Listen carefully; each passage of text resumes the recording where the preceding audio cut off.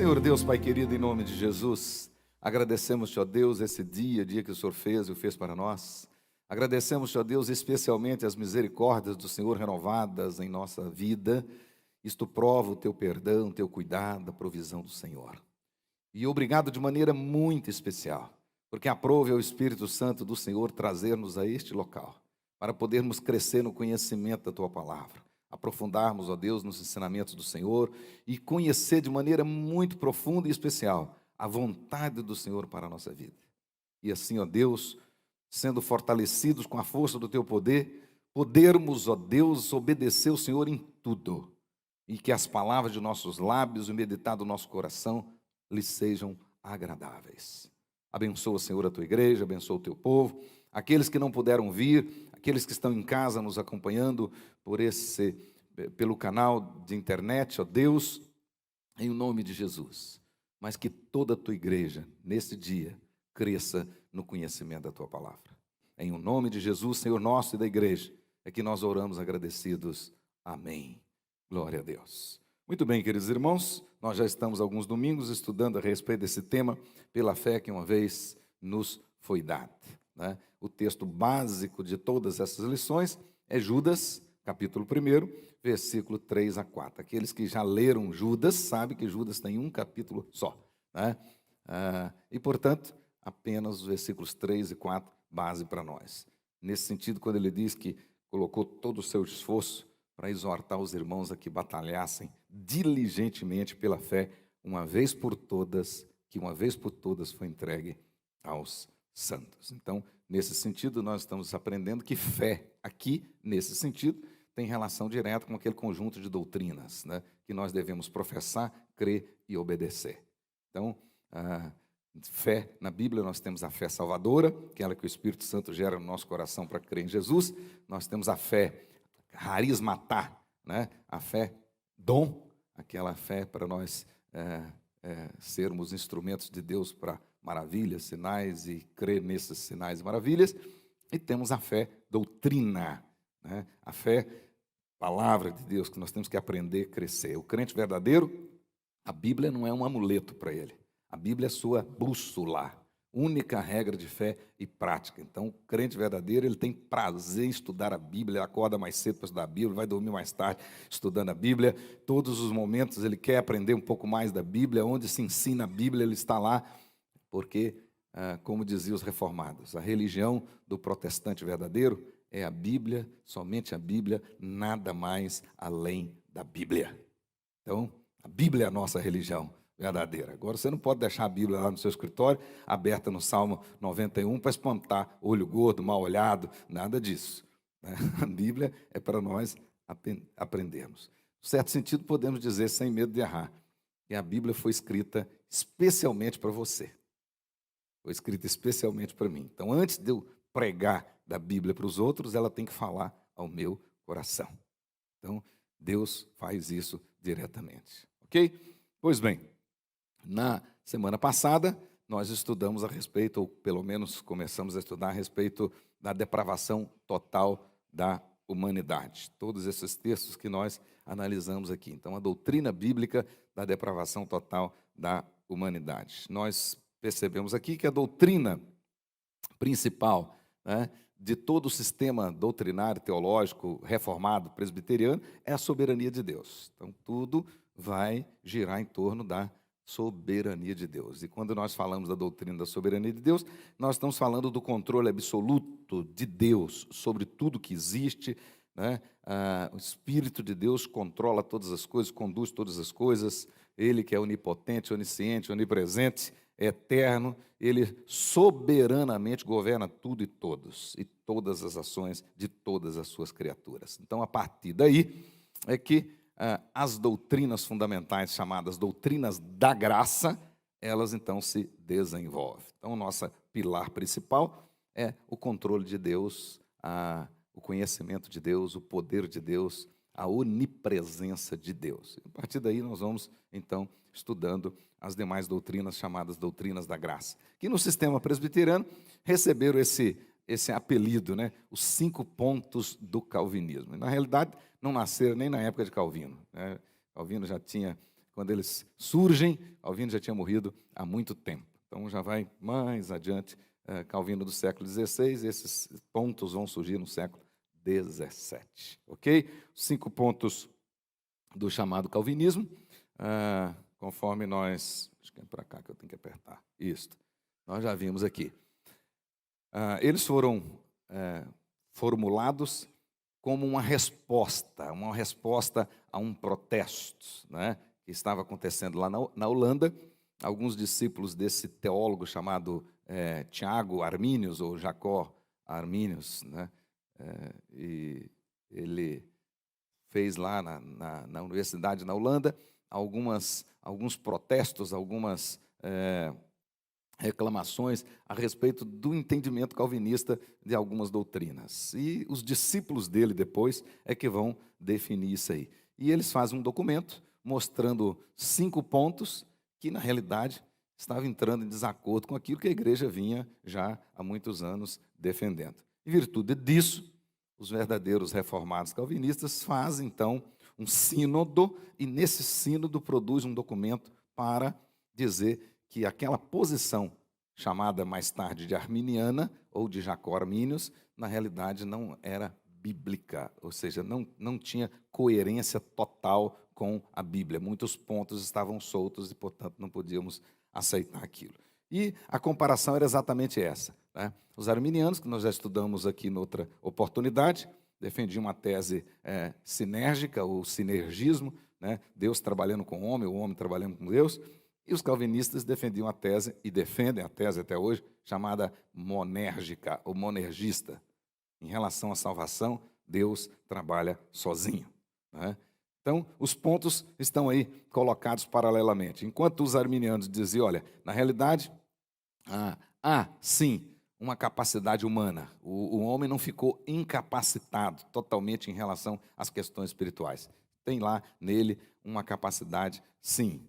E os calvinistas presbiterianos vão dizer nada disso. A Bíblia é clara, né? Não ficou nada intacto no homem, né? Ele é, de fato, totalmente depravado, totalmente incapacitado para qualquer coisa espiritualmente essencial. Depois, a eleição condicional, né? Diziam eles, a eleição está condicionada, e vamos explicar isso hoje. E os presbiterianos diziam nada disso. A eleição ela é incondicional. É a de Deus, não tem nada em você que fez Deus te escolher, né? Terceiro, diziam eles, os arminianos, a expiação é ilimitada, depende dos homens, né? Quantos homens aceitarem, esse é o número. Já os presbiterianos vão dizer, nada disso, a expiação é limitada. Na eternidade, Deus definiu um número absoluto, né? E quarto, a graça é resistível, ou seja, o homem tem a capacidade de não aceitar aquilo que Deus determinou para ele. E os presbiterianos vão dizer, nada disso, né? Agindo Deus, ninguém impedirá, né? A criatura não tem como resistir ao Criador. E por último, né, diziam eles que, uma vez salvo, você pode desistir dessa salvação. Você está caminhando para o céu e lá na metade do caminho você diz, não vou mais para o céu, vou voltar. Você tem essa liberdade. Então, nesse sentido, né, você pode desistir da graça. Você pode não perseverar na esperança. E os presbiterianos, calvinistas, vão dizer, a perseverança dos santos. Aqueles que o Pai escolheu, não vai faltar nem um. E a grande glória de Jesus é exatamente em dizer para o Pai, todos aqueles que o Senhor me deu estão aqui. Nenhum se perdeu. Nenhum se perdeu. Então, essa era a questão da época no século XVII, né, 1619. Pois bem, conforme nós vimos aqui semana passada, Romanos 3, versículos 9b até o versículo 12, é o texto básico para isso. Pode marcar na sua Bíblia, e você vai ver nesses versículos claramente a depravação total do homem. A depravação total, conforme já estudamos, é, de fato, o primeiro ponto do calvinismo, e afirma que todos os homens são pecadores, totalmente depravados em cada parte do seu ser. Então, pensamentos, emoções, vontade. O homem não regenerado, seus pensamentos estão contaminados, sua vontade está contaminada, sua emoção está contaminada.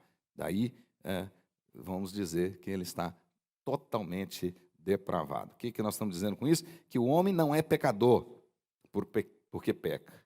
Ele peca porque é pecador. Então, coloquei de vermelho aí, porque essa frase ela é essencial para nós entendermos o que realmente a Bíblia diz sobre o nosso estado.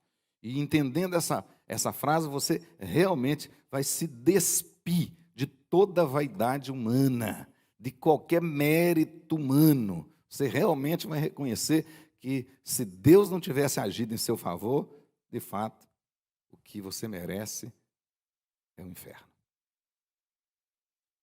Então, está claro aí. O homem não é pecador porque peca. Você peca porque é pecador e nasce pecador. Essa frase resume muito bem uma verdade bíblica sobre a hereditariedade do pecado. O homem já nasce desesperadamente corrompido. E essa doutrina ela é claramente e abundantemente tratada nas Escrituras, né? Então, eu coloquei aí vários textos, depois vocês podem ler com calma. Salmo 51:5, eu nasci em iniquidade, em pecado me concebeu minha mãe. Ou seja, não é que o ato da concepção minha, né, não foi um ato pecaminoso, mas a minha mãe era pecadora, meu pai era pecador. Então, minha mãe era pecadora e me concebeu. E logo, eu sou herdeiro dela. Então, eu me lembro que um dia, a minha mãe morreu de aneurisma. E um dia eu conversando com o reitor da nossa universidade lá em São Paulo, e saiu o assunto de morte, e eu disse para ele do que a minha mãe tinha morrido, e ele olhou para mim e falou assim, você já fez uma ressonância magnética? E eu disse, não, senhor, não, você tem que fazer, porque há uma probabilidade muito grande de, quando a mãe tem aneurisma, ou teve aneurisma, o filho, ou os filhos, um deles, herdarem isso, né? E nós somos em 3 irmãos, eu fiz e não tem, e liguei para minha irmã, disse, então a bola da vez é você, porque eu estou livre, né? Entretanto, em relação ao pecado, não. Todos que saíram de Adão saíram contaminados por causa do pecado dele. Então, isso é uma verdade na Bíblia, nesse sentido que o salmista está dizendo. Salmo 58:3, desviam-se os ímpios desde a sua concepção, nascem e já se desencaminham, proferindo mentiras. Isaías 64, Romanos 3:10, né? E depois Romanos 8, 7, 8, depois Efésios 2, 1, 3, Jeremias 13, 23, né? E Jeremias 17, 19. Na realidade, sobre o pecado original, sempre nós estudamos 2 aspectos, o aspecto da culpa e o aspecto da corrupção. Muito importante entender isso. A culpa tem aí relação direta, né, com o Estado. Então, nesse sentido, todos os descendentes de Adão nascem nesse estado, ou seja, eles nascem culpados também nesse pecado. Ou seja, é o merecimento da condenação, da punição, por causa da violação da santa lei de Deus. Então, como nossos pais eram os representantes federais, ou seja, estava neles a potência, a filosofia aí, né? Ato e potência. A potência de toda a raça humana, ou seja, a partir deles é que a raça humana vai se perpetuando, logo, tudo que sai deles sai contaminado. Então, eles foram condenados pelo pecado e nós nascemos condenados pelo pecado. A nossa posição é essa. Em virtude dessa situação, ou seja, da culpa de lá, também nós vamos nascer corrompidos. Então, a culpa tem a ver com o Estado, a corrupção tem a ver com a contaminação inerente ao pecado. Então, eu nasci culpado, se alguém não pagar a minha conta, eu vou para o inferno, mas, além disso, em virtude daquilo, eu nasci corrompido. Dá para entender as duas coisas? Então, esses 2 aspectos estão contidos na realidade do pecado. Então, todos em Adão são culpados. Se alguém não pagar essa conta, nós vamos para o inferno. Então, por causa da culpa, foi necessário o sacrifício vicário de Jesus. Então, o que Jesus removeu na cruz? A culpa. Por isso é que vocês ouvem sempre eu dizer, na cruz nós tivemos um ato jurídico, foi pago uma conta, nós nascemos devedores, certo? Então, o que Jesus removeu na cruz foi a nossa culpa. Aí a pergunta é, o que você é salvo? Sou salvo. Salvo do quê? Você é salvo da condenação, aquela promissória ia ser executada, você seria condenado. E é aí que Jesus entra e pagou essa conta. Então, eu fui salvo do quê? Da condenação do inferno. Então, tem gente que diz que é salvo, mas não sabe nem do que ele foi salvo. Então, você foi salvo do inferno, da condenação. Agora, o fato de eu ter já recebido essa promissória, quitado essa conta, né, de Jesus ter quitado essa conta para mim, não significa que eu deixei de ser corrupto, porque eu nasci contaminado. Então, a corrupção tem a ver com a contaminação inerente ao pecado, a qual todo pecador está sujeito. É uma realidade na vida de todos os homens, né? É uma implicação necessária do comprometimento da humanidade na culpa de Adão. Ou seja, pelo fato de termos nascido de Adão, e, portanto, culpado, consequentemente, também nascemos com a nossa natureza corrompida.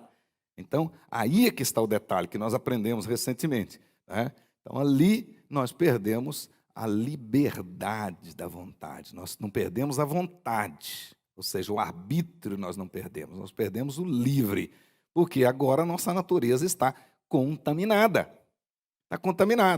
então está suja, ficou suja lá, certo? Então, a pessoa assassinou alguém, foi para o tribunal do júri e foi absolvido, mas o fato dele ter sido absolvido não mudou a realidade daquele assassinato. A pessoa que morreu não voltou à vida. Perceberam? Então, Jesus pagou na cruz a nossa conta, portanto, em relação à culpa, eu fui absolvido. Mas a minha natureza continua contaminada. Então, essa é a verdade. Sempre temos que analisar isso. Então, veja bem, coloquei embaixo aí. A culpa tem relação com a posição do homem perante a santa lei de Deus. Nesse sentido, ele nasce condenado. Nasce condenado. Nós estamos condenados. Toda a humanidade condenada. Então, é aí que a gente tem que entrar. Às vezes alguém vai argumentar com você, mas Deus escolheu um e não escolheu outro, isso é uma injustiça. Presta atenção comigo aqui. Quem fala isso perde o conceito até de justiça. Conceito filosófico de justiça, na nossa sociedade normal, não precisa nem de ir para detalhes bíblicos, não, certo? Injustiça é você tirar um direito de alguém.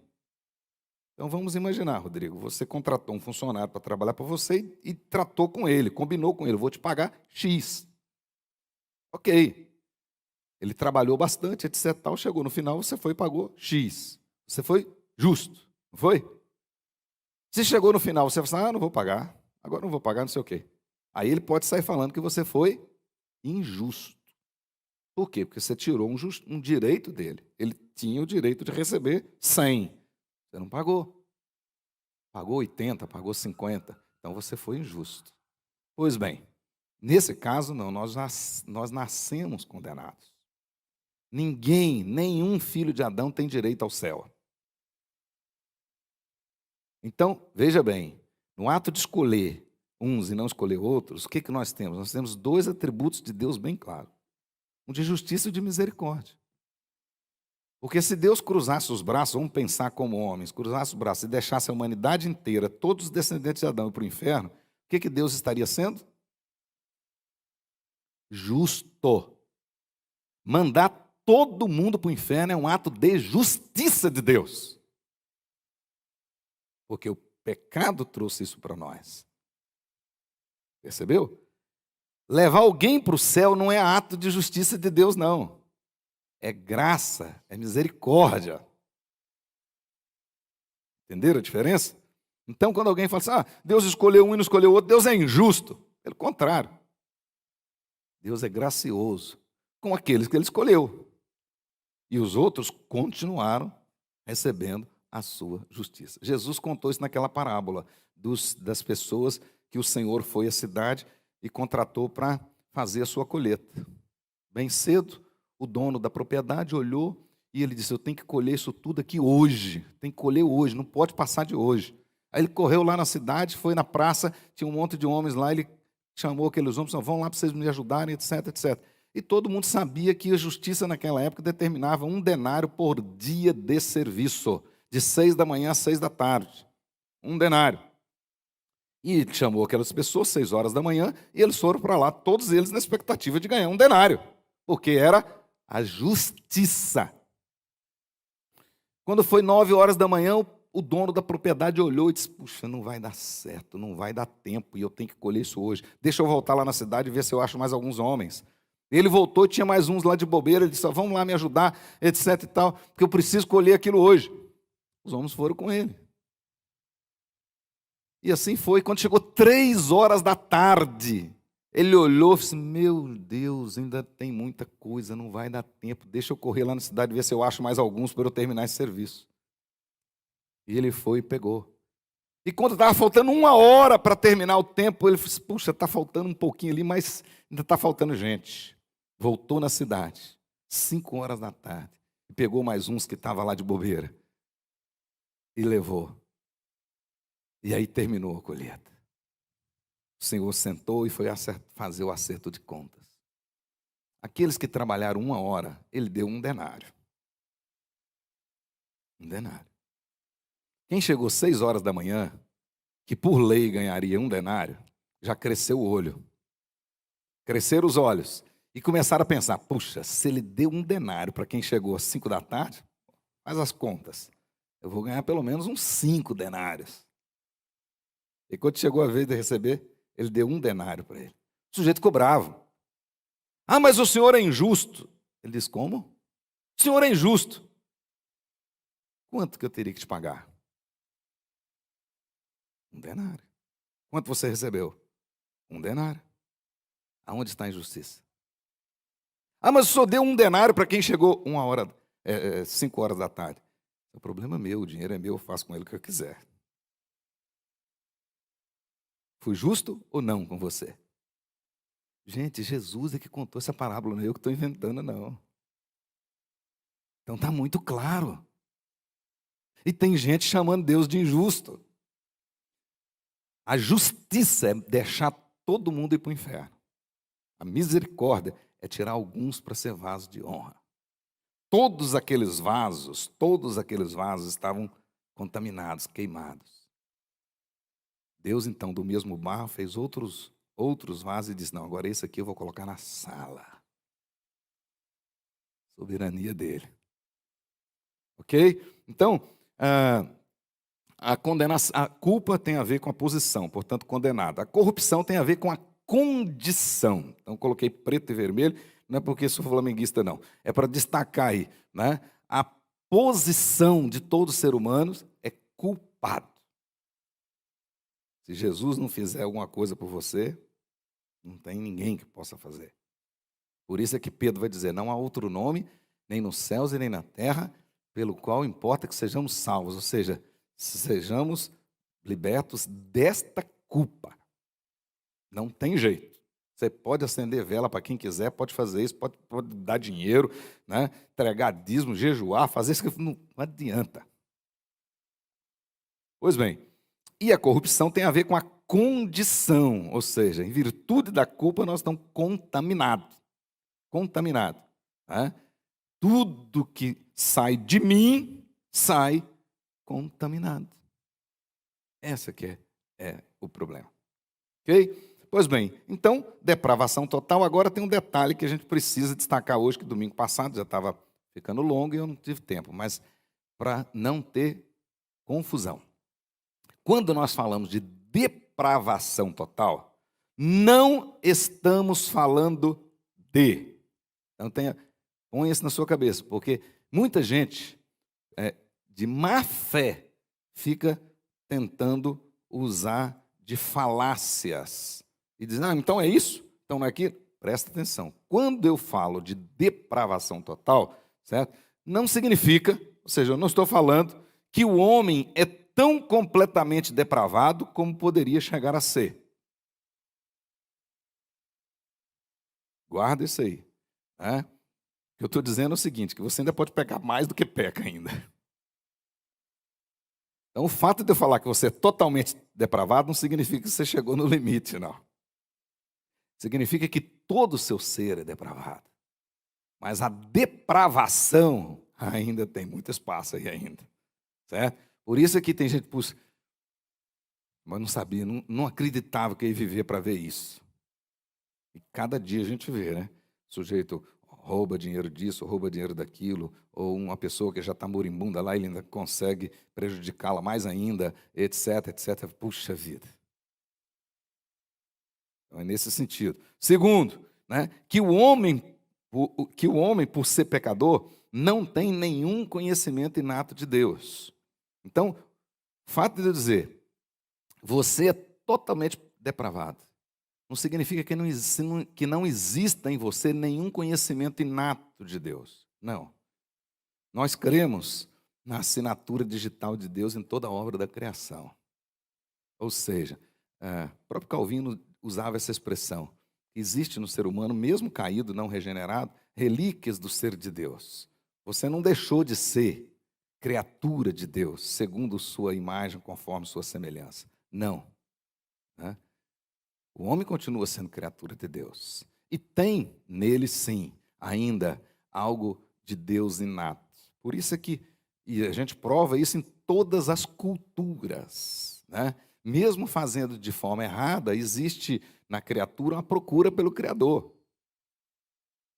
Em todas elas. Você vai lá no meio da mata, lá, o índio que nunca recebeu nada está adorando o sol e tal. E, enfim, com algumas atitudes morais, por exemplo.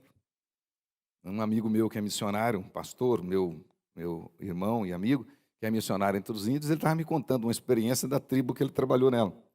Né?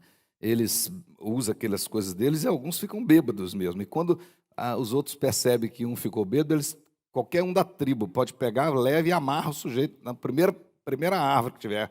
Ele fica o tempo todo amarrado. Enquanto ele não fica são, ele não solta ele de lá. Certo? Nós tínhamos que fazer essa mesma coisa aqui também, né? Que evitar muito problema, né?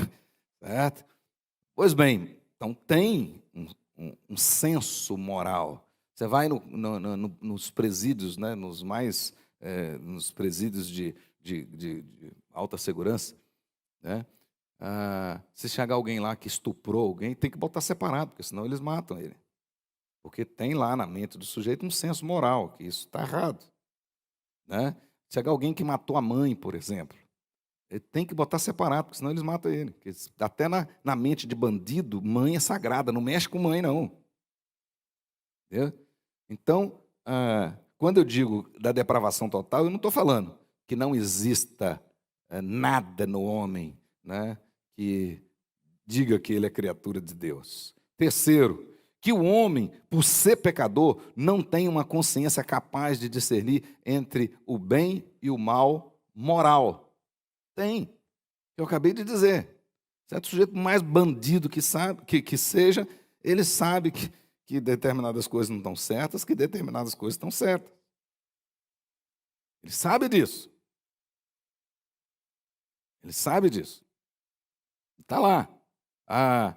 Outro detalhe que a gente coloca aí, que o pecador raramente admira o caráter e os atos virtuosos dos outros, ou que é incapaz de afetos, de atos desinteressados em suas relações com os seus semelhantes. Ou seja, quando a gente fala que o ser humano é totalmente depravado, nós estamos dizendo que ele não tem nenhuma capacidade de sequer elogiar uma coisa boa que o outro está fazendo. Não. No Brasil, por exemplo, vocês podem ver isso. Né? Tem um ditado muito popular no Brasil que faz sentido para muitas e muitas pessoas, independente de serem regeneradas ou não. Fazei o bem sem olhar a quem. Você já ouviu esse ditado? E muitos que não foram regenerados, não têm relação nenhuma com a igreja, com isso, aquilo, outro, vai lá no porto, e na rodoviária, em vários outros lugares, e levam um marmitecozinho, etc, tal, enfim, E você pergunta, você tem alguma religião? Não, tem não. É?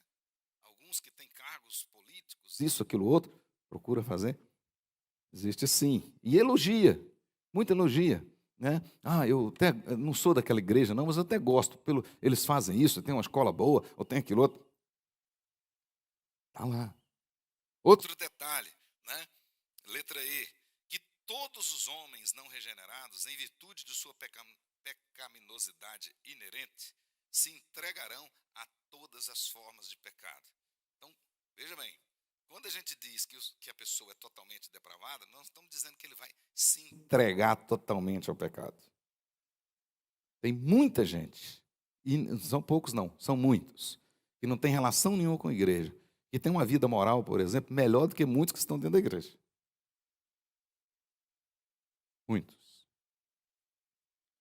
Eu mesmo convivi com uma pessoa, né, muitos anos, trabalhei com essa pessoa no local onde eu trabalhava, e agora ele ficou viúvo, agora, nessa época da pandemia, ficou viúvo, porque a esposa morreu, inclusive, de Covid. Olha, conheci poucos casamentos exemplar como o dessa pessoa. Como esse homem tratava aquela esposa, a maneira, a honestidade, a maneira certa. E ele não tinha nada com Deus. Quando eu ia falar para ele alguma coisa, ele já, não, isso eu não quero conversar, não, isso eu não quero conversar. Já me cortava logo, tinha amizade. Não, vamos falar nisso. Mas, olha, poderia dizer que o casamento dele é melhor do que 90% do que os que eu conheço na igreja, e muito melhor em muitos aspectos do que o meu.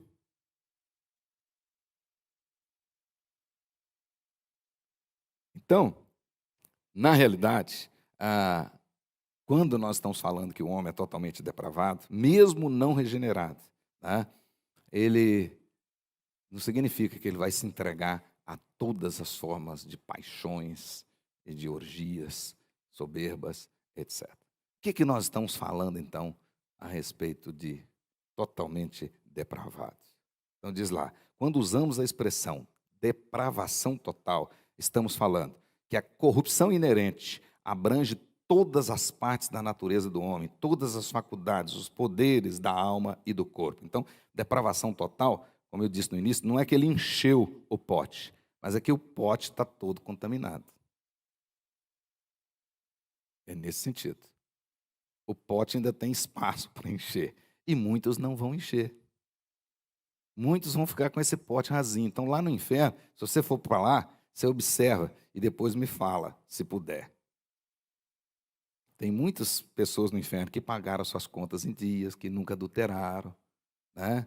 Foram bonzinhos, fizeram até bens sociais. De repente foi até um político, fez chafariz, fez esgoto, fez muita coisa. Tá certo? Você vai ver. Mas quando nós falamos de corrupção total, nós estamos falando que o vaso está contaminado. O vaso. Segundo, né? Quando falamos de depravação total, significa que absolutamente não há no pecador nenhum bem espiritual. Isso é, nada que essencialmente possa satisfazer as santas exigências da lei de Deus. Então, depravação total tem relação vertical e não horizontal. Ou seja, da criatura em relação ao Criador, ele está contaminado. Então, tudo que sai dele sai contaminado. Mesmo que você não veja ou se vê, parece bom. Aqui na igreja tem um exemplo disso. Posso citar.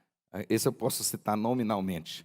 Tem uma família aqui que tem uma situação genética de saúde que não podem ver nem a fumaça do trigo.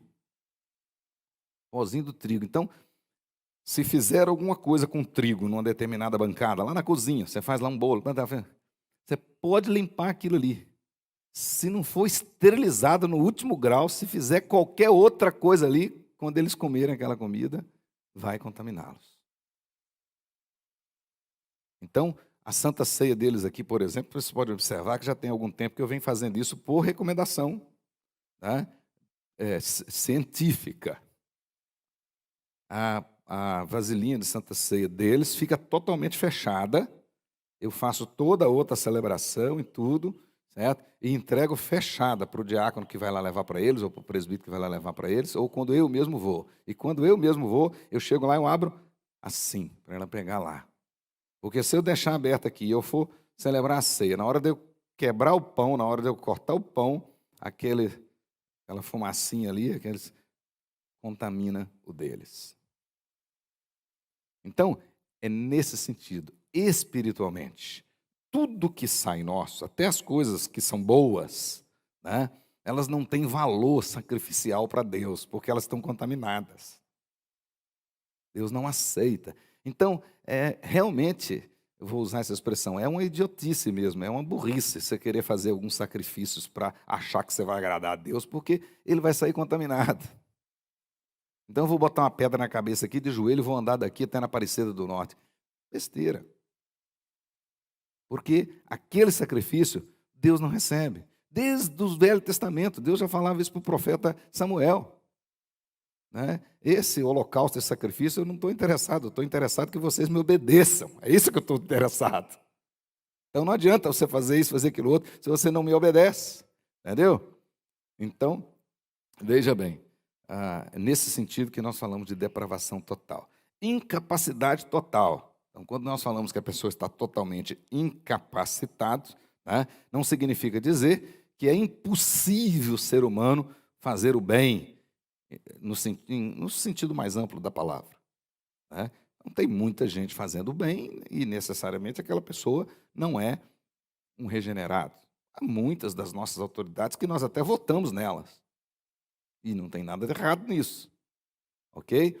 Pois bem, então quando eu estou falando que a pessoa é incapacitada totalmente do ponto de vista espiritual, né, mesmo o homem não regenerado, ele ainda é capaz de realizar o bem natural, ele ainda é capaz de realizar o bem civil ou a justiça civil, né? Mesmo o cara, por exemplo, não regenerado, ele é capaz de obedecer o sinal de trânsito. Porque é uma lei, ele sai daqui, viu vermelho, ele parou. Certo? E às vezes você que acabou de sair da escola dominical, olhou para um lado para o outro e passou batido, né? Mas ele está parado lá. E você vai falar com ele, mas não era para parar, não é vermelho? Né? Percebeu? Então, capaz sim. Né? E um detalhe que eu coloquei em vermelho. Ele é capaz de externamente fazer o bem religioso. Externamente. Agora vocês vão entender, agora linka com aquilo que Jesus disse, que no dia que ele voltar, né, muitos daqueles que falavam Senhor, Senhor, Senhor, não entrarão no reino dele. O próprio Jesus, no seu sermão escatológico, diz isso. Né? Por quê? Falaram Senhor, Senhor, eles até reclamam com Jesus, mas nós expulsamos demônios em seu nome, nós fizemos isso, fizemos aquilo. E Jesus vai dizer, afastai de mim, porque eu não conheço vocês. O que aquele pessoal fez? Apenas o bem externo. Né? O bem religioso externo. Ele foi apenas um religioso de casca, como um fariseu, que Jesus criticava.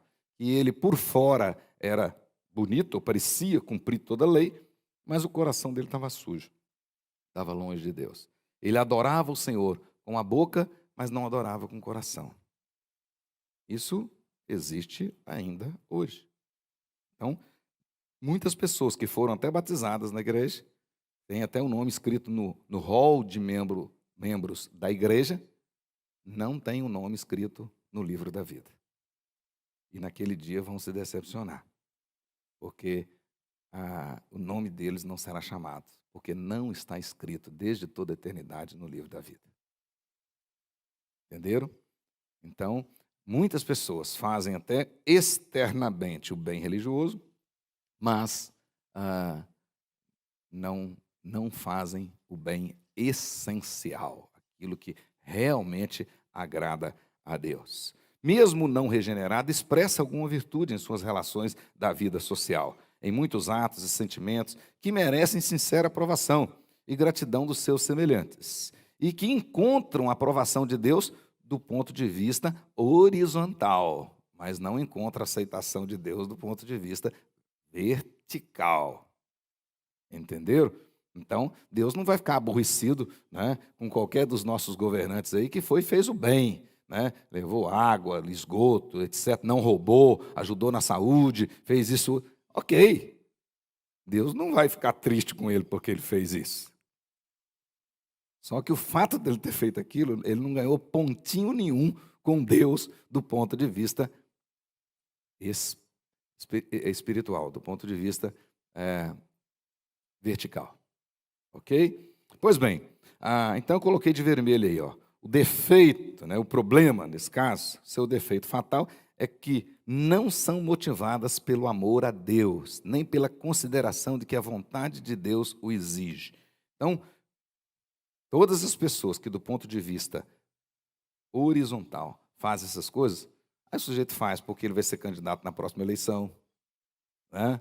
Ele faz porque ele quer uma gratificação a mais do seu patrão, da sua empresa, ele quer superar o outro que está na mesma corrida que ele, e tantas outras motivações, tantas outras, né?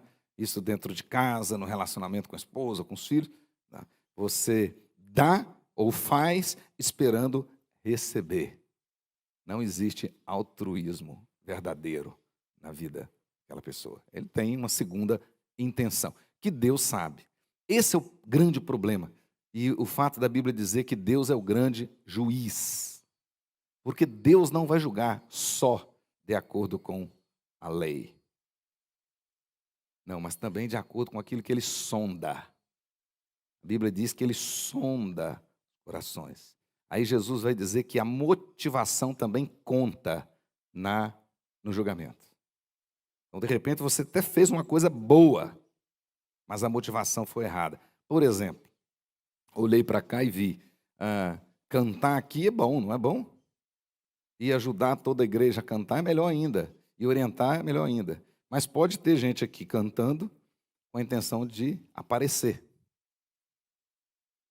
E Deus conhece aquele coração. Então ele fez uma coisa boa, mas não tem sentido nenhum para Deus.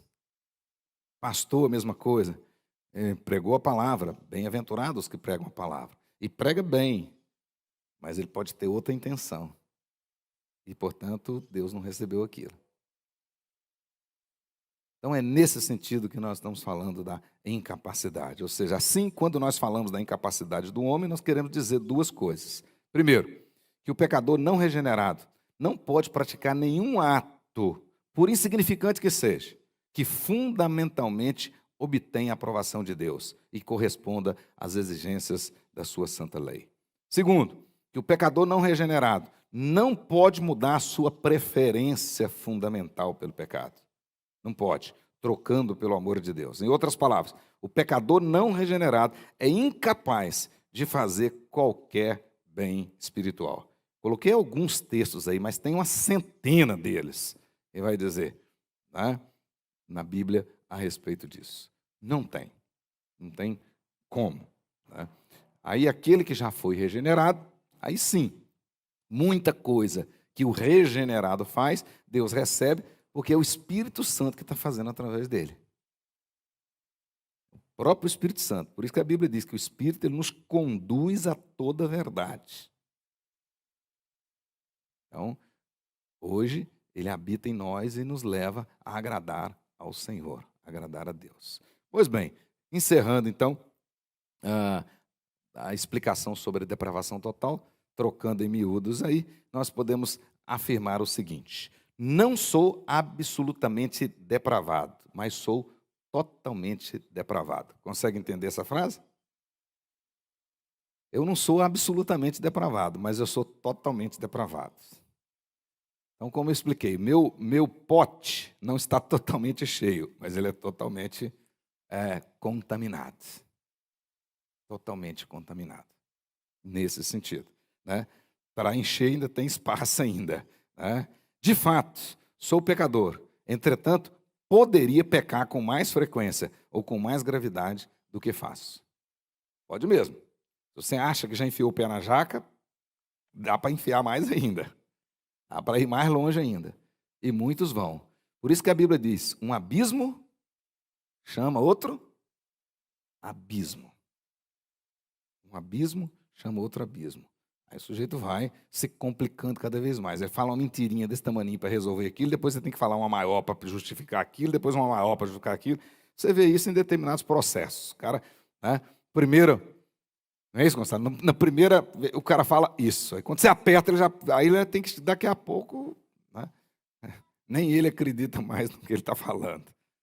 Pois bem, a Bíblia diz, então, claramente que essa questão da depravação não tem a ver só com atos exteriores nossos. Está no nosso DNA. Está lá no nosso DNA, está lá na nossa essência, né? Por isso é que esse corpo, irmãos, não poderá ver a glória de Deus. Não pode. Quando Jesus voltar, os que já morreram em Cristo serão ressuscitados primeiro. E a Bíblia diz que eles já vão ser ressuscitados num corpo incorruptível. E os que estiverem vivos na volta do Senhor Jesus, no abrir e piscar de olhos, serão transformados num corpo incorruptível. Num outro corpo.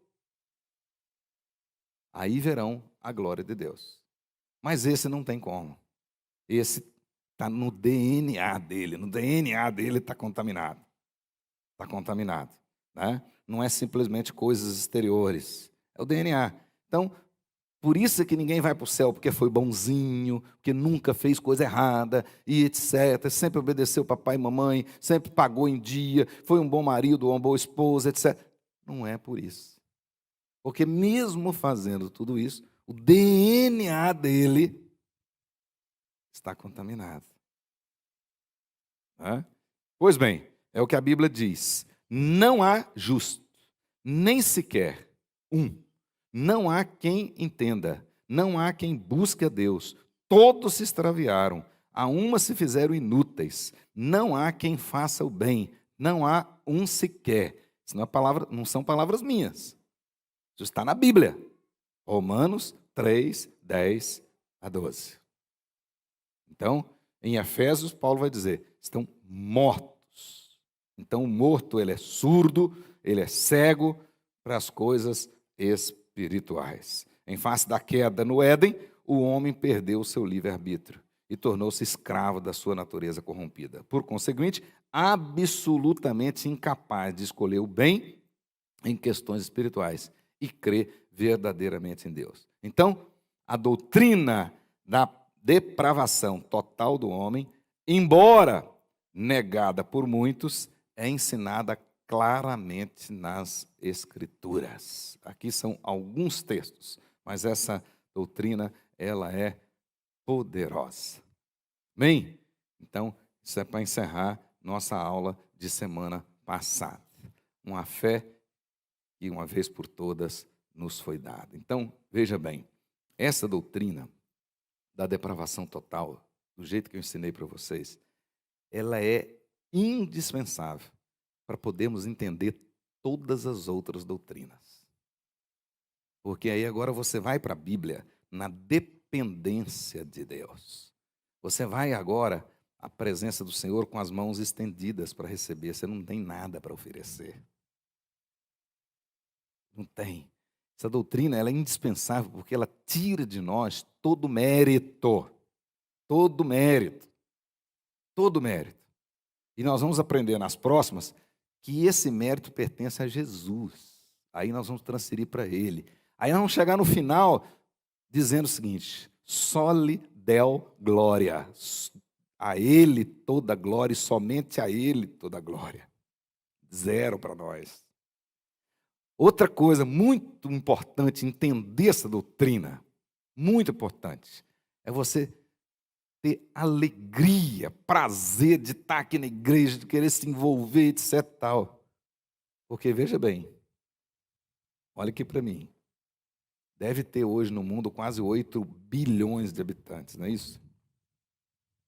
E você pensar agora que desses 8 bilhões indo para o inferno, Deus tirou você para fazer vaso de honra.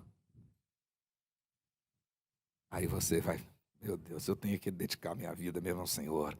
Eu tenho que estar preocupada com isso. Olha aqui. Então, quando se entende essa doutrina corretamente, aí você vai verdadeiramente viver o sentido da salvação. Agora você vai querer ser santo porque realmente Deus tirou você daquela fila comum, daquela vala comum. Então você vai entender agora, quando Paulo diz, quem adulterava não adultera mais, quem mentia não mente mais, quem roubava não rouba mais. Porque aquele era o caminho comum, era a vala comum. Por graça, Deus te tirou de lá para uma outra realidade. Então muda tudo na nossa vida. Muda.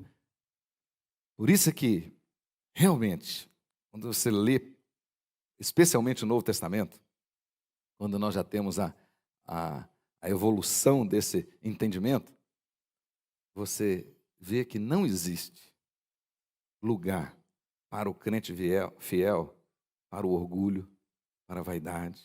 Não existe. Não existe. Não existe. Você vai olhar para qualquer pessoa agora, só que você vai olhar com os óculos de Deus, com os óculos de misericórdia, de graça, porque você também é pecador. E se Deus não tivesse agido com graça em seu favor, você também continuaria na vala comum. Então, é muito importante entender essa realidade. De fato, todos os descendentes de Adão, aí todos nós, aí não tem relação com etnia, não tem relação com a cor da pele, não tem relação com nada. Todos os descendentes de Adão estão destituídos da graça de Deus. Nascem destituídos da graça de Deus. Nascem corrompidos, nascem culpados. Todos. Então, você vai entender isso. Parar de olhar para os outros com certa vaidade, parar de olhar para os outros com certo preconceito. Nada disso. Você tem que entender. E você está aqui por causa da graça. A graça de Deus. Não tem mérito. A graça de Deus. Feche os seus olhos, abra o seu coração. Semana que vem, nós vamos estudar então essa doutrina que é uma consequência natural. Então eu descobri que sou depravado. Semana que vem eu vou estudar então a eleição incondicional. Então como é que Deus resolveu essa situação? O que significa essa eleição incondicional? Que muitos têm um arrepio assim, sabe? Já vou até dar a dica para você ficar animado e vir semana que vem. Essa é a palavrinha mais bonita para eu dizer predestinação. Tem uns que já arrepia. Sou contra. É contra o quê? Você sabe o que é? É impossível você concordar com a depravação total e não concordar com a eleição incondicional. Não tem como. Se você é totalmente depravado, é óbvio, se Deus não tivesse tomado a iniciativa de te salvar, você estava no inferno. Estaria no inferno. Não é isso? Então tem uns que estão falando besteira, estão falando sem saber, sem prestar atenção na etimologia da palavra. Semana que vem nós vamos então entrar nessa seara que assusta muita gente. Mas eu botei a palavrinha mais bonita, né?